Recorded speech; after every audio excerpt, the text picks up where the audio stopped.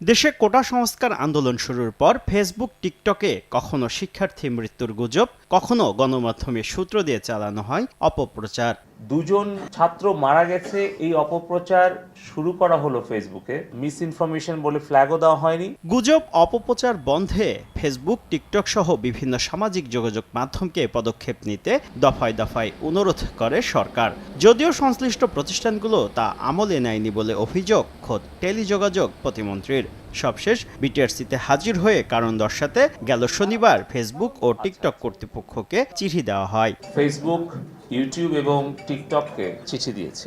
মঙ্গলবার আইসিটি টাওয়ারে এক অনুষ্ঠানে ফেসবুক, টিকটক কবে চালু হচ্ছে এমন প্রশ্নে প্রতিমন্ত্রী জানান, টিকটক সরকারের দেওয়া চিঠির জবাব দিলেও সাড়া দেয়নি ফেসবুক। একটা টাইম দিয়েছিলাম ফেসবুক, টিকটক এবং ইউটিউবকে। টিকটক আমাদেরকে ইমেইলে রিপ্লাই দিয়েছে যে তারা খুব আন্তরিক সরকারকে সহযোগিতা করার জন্য। বাকি দুটি আমরা এখনো পাইনি।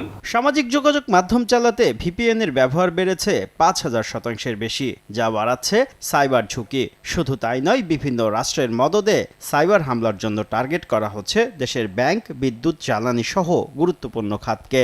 রাষ্ট্রের কাঠামোকে ক্ষতিগ্রস্ত করার জন্য কিন্তু অপর কোনো রাষ্ট্রের আশ্রয় প্রশ্রয়ও কিন্তু বেশ শক্তিশালী একটা সাইবার অপরাধী চক্র কাজ করছে।